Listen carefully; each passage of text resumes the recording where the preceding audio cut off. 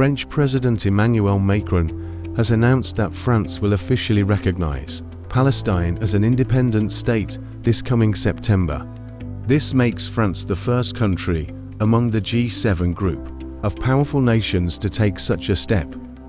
Macron shared the news in a message on social media, stating that the announcement will be made at the upcoming United Nations General Assembly in New York.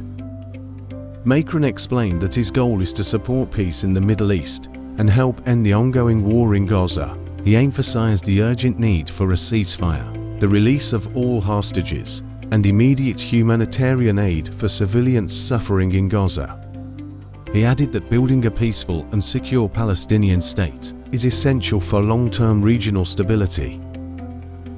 The move has received mixed reactions.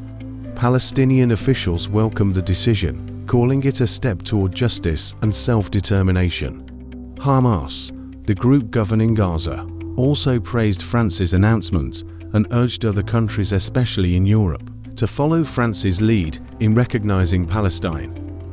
On the other hand, Israel's Prime Minister Benjamin Netanyahu, who strongly condemned Macron's move, he said recognizing a Palestinian state now rewards terrorism, especially in light of the Hamas-led attack on Israel in October 2023. Netanyahu warned that such a state would pose a serious threat to Israel's security and existence. The United States also expressed strong opposition. Secretary of State Marco Rubio criticized the decision as reckless, saying it only encourages Hamas and undermines the chances for peace. President Donald Trump dismissed Macron's statement, saying it carries no real weight, even though he called Macron a good guy. Despite the backlash, Macron stood firm. In his letter to Palestinian Authority President Mahmoud Abbas, he reaffirmed France's commitment to a peaceful two-state solution. He also said any future Palestinian state must agree to disarm Hamas and recognize Israel's right to exist in order to create a peaceful and secure future for both peoples. In the UK, Prime Minister Sir Keir Starmer said he would hold urgent talks with France and Germany on how to end the violence in Gaza.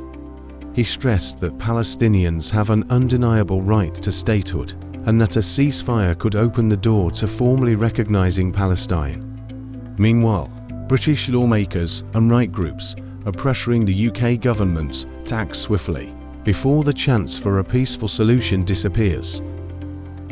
Several European countries, including Spain and Ireland, already recognize Palestine, as do over 140 UN member states.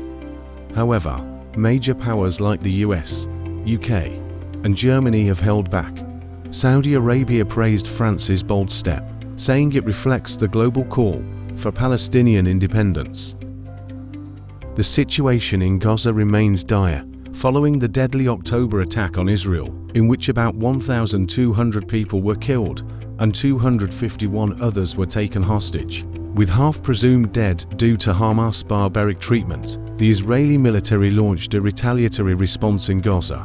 United Nations agencies warn of rising child malnutrition, and aid organizations report a looming famine unless more help is allowed in. Despite this, on July 22, 2025, Palestinians were seen clinging to an aid truck returning to Gaza City, Israel said.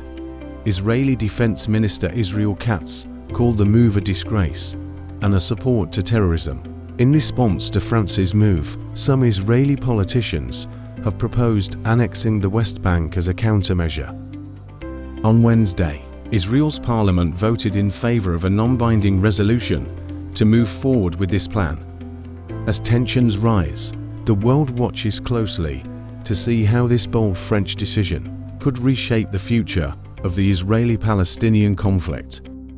That's all for now from Global Pulse Unplugged. Stay sharp, stay informed, and we'll see you next time.